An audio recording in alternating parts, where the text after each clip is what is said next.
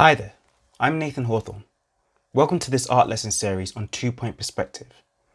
In this video, we're going to talk about the basic rules of two-point perspective. First of all, let's just explain what perspective is in terms of art and drawing. A quick search online will give you the definition that perspective is the art of representing three-dimensional objects on a two-dimensional surface, so as to give the right impression of their height, width, and depth, and also their position in relation to each other. So simply put, drawing in perspective is a way to display the way that we see and experience three-dimensional space and translating that to a two-dimensional surface, this flat piece of paper. And why do you think this is useful? Well, it's pretty simple, because in several industries of art, understanding and representing 3D space accurately and clearly is vital. Whether it be animation, gaming, architecture, set design, the list just goes on and on and on. It applies to all of them.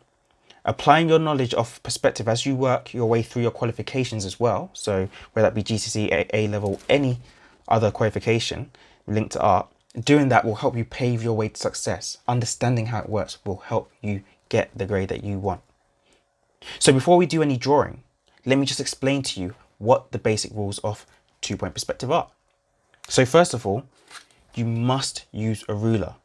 Without the ability to draw straight lines, this whole thing becomes incredibly hard. And if we take a look at an example of two-point perspective, this will help us to see the rest of our rules and how we apply them. So our second rule is you must always have a horizon line. You'll see it labeled right here. So this is your horizon line.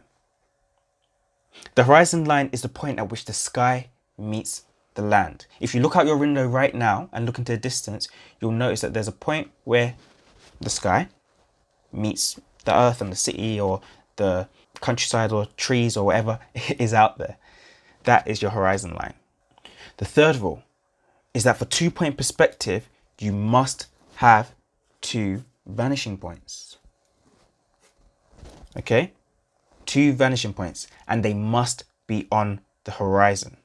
Okay, you must have two vanishing points and they must be on the horizon.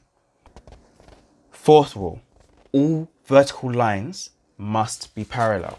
So all vertical lines must be parallel. And rule number 5, all non-vertical lines must go back to a vanishing point. Okay? So you can see me point out with a ruler here. All non-vertical lines must go back to one of the two vanishing points. Now this rule and the rule before, we will break them at some point, but as far as we're concerned for now, as we're starting, those are important rules when it comes to the lines. They must go back to the vanishing points if they're non-vertical, and vertical lines must be parallel. Rule number 6, objects that are closer to you or in the foreground, they will appear larger. So this center one is closer to us, so it appears larger. But objects which are further away from you or in the background, they will appear smaller. So this is what we find in real life. When you see someone further down a hallway, they appear tiny.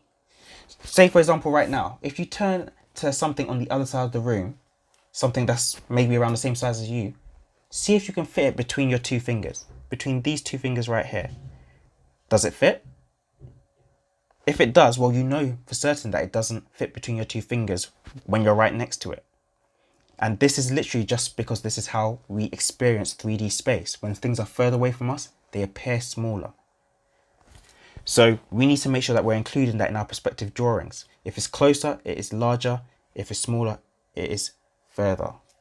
So those are our 6 basic rules for doing two-point perspective.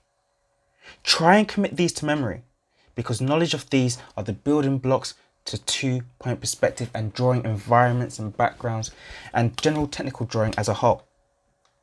When you get this down, achieving a good grade in your exams and going on to have a successful career in art will be within your reach.